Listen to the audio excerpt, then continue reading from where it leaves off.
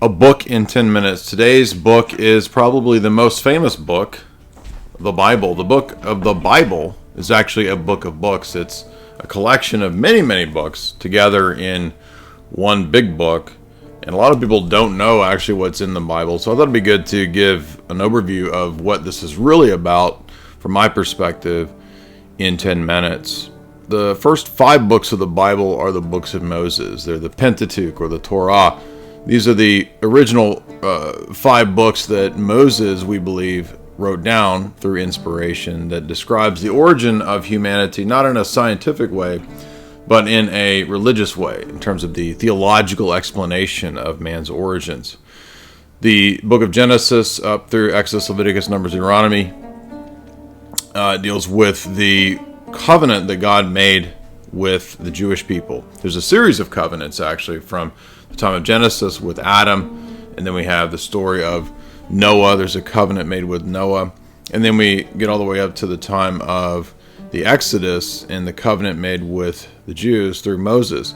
And so the books of the law are really for the early phases of God's people, the central texts that really give the story its initial impetus, or the first act, you might say. Then we have the story of the history of Israel, the nation of Israel, God's people who are called out to be a specific group, to have a specific type of worship, to have a specific way of living that would point the nations in the direction of the worship of the one true God. However, this turbulent time of the Old Testament, which encapsulates not just the Levitical worship style of Israel and the animal sacrifices in the temple, all of which in our view were intended to gradually move mankind away from the rampant idolatry that existed in the world and human sacrifice even, towards a purified, restored worship of the one true God. There was this expectation throughout, even from the time of Genesis into the prophets, into the liturgical songs of David, the Psalms, as we know them today. There was this expectation of a coming Redeemer, a Messiah, one who would fulfill all of these promises of the wrongs that had been accrued through human failings and through human frailty, the restoration of mankind to relationship with God. If we think about Genesis, when man falls, there is this removal of communion with God. Man is banished from Eden. And Eden is this archetypal sort of mountain garden city, you could say even, where God and his people would have communion. That communion is broken by man's choice to align himself with a fallen angel, Lucifer or Satan. That communion is restored eventually when the Messiah comes. That's the promising, that's the hope of the nations. Not just for the people of Israel, but also for the Gentiles as well. Thus, dozens and dozens and dozens of prophecies throughout the Old Testament, from Genesis 3 with the promise of the seed of the woman crushing the head of the serpent, all the way up through the promise to the patriarchs that the seed of Abraham, for example, Genesis 12, 15, 17, 22, that the seed of Abraham would come who would bring the nations into the worship of the one true God. This is then followed with many psalms. As we said, David, the king of Israel, wrote many worship songs, is really what we would call them, but they're meant to be sung in the structured worship of Israel at the temple, the synagogue, etc. And these psalms have a place not just as worship songs, but also as predictions, as prophetic theological statements, not just about the coming of the Messiah, but his kingdom, his church, his ecclesia that he would set up, and the nations that would be coming into that church or that kingdom. And also the final state of things, where we would go in terms of the resurrection. And thus the bodily resurrection can't be divorced from this Messiah's conquering of death. One of the reasons that in the Orthodox view, the descent of the Messiah into Hades to destroy the power of death through what we call the harrowing of Hades, that was so necessary because the other world religions, they might believe in or profess an idea of some kind of resurrection. There's no real notion of the destruction of death or the destruction of the demonic powers that must occur. For us, that is the place of the Messiah. And the Messiah doesn't just do this in some sort of, warfare, earthly significant sense. He does this in a spiritual sense, in that he destroys the demonic powers that have a stronghold on the nations, primarily through idolatry throughout the Old Testament period. But even still today, there's a lot of nations that still do engage in idolatry.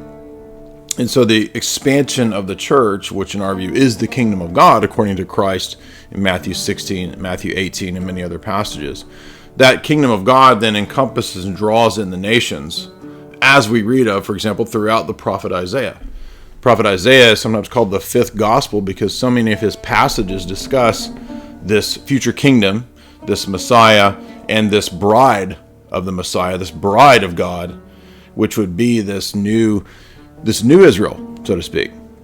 The new Israel, according to Paul, is the church. And so for us, the church and the Messiah are the fulfillment, really, of what the expectation of Israel was, what the expectation of the nations was, you see. And even the minor prophets, right, when we get into Malachi, describes when the Messiah comes, the Gentiles will offer incense to the Messiah and to the one true God of Israel. So for us, the Bible is a cohesive, covenantal text that's written for God's people, but God's people ultimately are those who have faith in the Messiah. Jesus says to the Pharisees in John, "Though if you have seen me, you've seen the Father, and those who follow me are the seed of Abraham." So the true seed of Abraham are those who have faith in the fulfillment of the faith of Abraham, the Messiah. Jesus said, "Abraham saw my day. He believed in me." Jesus says that in Exodus, he was the one talking to Moses when Moses went up on the mountain. So it is, in our view, Christ that is the Messiah, that is the expectation of the nations, and he's the one that is the cohesive element for both the Old Testament and the New Testament. By the time we get to the New Testament, we have these writings that are called Gospels, and these are four Gospels or four accounts of the life of Christ and his ministry. Matthew, Mark, and Luke are known as the Synoptic Gospels, and they focus for different audiences, sometimes towards Gentiles and sometimes towards Jews, on the history and the parables. And then the fourth being John's Gospel, which is the more elevated theological gospel. That gospel focuses on the deity of Christ and his ministry in terms of the full revelation of the Trinity. Now, in the Orthodox view, that doesn't mean the Trinity wasn't always taught. It was. God was always Father, angel of the Lord, and then his Spirit, all throughout the Old Testament going back to Genesis. They didn't have a full worked out theology of the Trinity per se, but they did have a faith in that triad, and that's what the meaning of, for example, the famous Rublev icon is, where we have the visitors coming to Abraham to dine with him. That is, of course, the Logos dining with Abraham, just as the Logos dined with Moses on the mountain in Exodus. It's the same message, it's the same story, and that fulfillment occurs in this feast, this marriage feast, just as Christ was having this feast with Moses, this feast with Abraham. So this new feast that he institutes for his church for the last 2,000 years, post the upper room of giving the Lord's Supper, that feast is the Eucharistic marriage feast of the Lamb. And every divine liturgy for us is the celebration of precisely that feast. It's identical to that. That is the marriage feast of the Lamb. It is an eschatological or end times reality that is also here and present in the now at every divine liturgy. And thus for the Orthodox, the liturgy is really the context, the milieu from which the Bible is supposed to be heard. It's fine to read the Bible. Many Protestants kind of see it as a personal and devotional text, but that's not really the context of what it is. It's much more than that. The Bible is really a liturgical book meant to be read in the public worship service or liturgy of the church. And in the Orthodox Church, it clearly has that structure and that ordering by which the highest of these in the liturgy, for example, is the Gospels. So the Gospels are really sort of the pinnacle.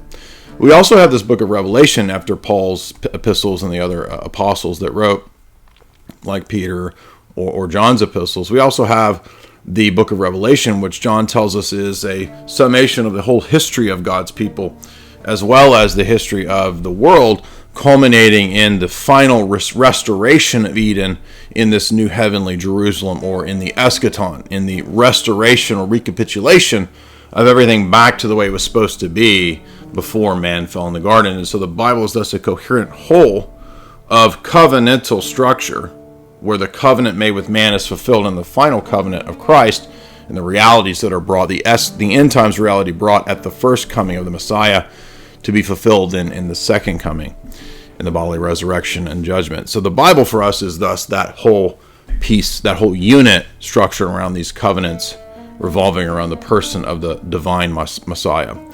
If you like this analysis, hit like and share. Also, you can go to chalk.com, that's choq.com, and get a hold of some of the Tongkat Ali.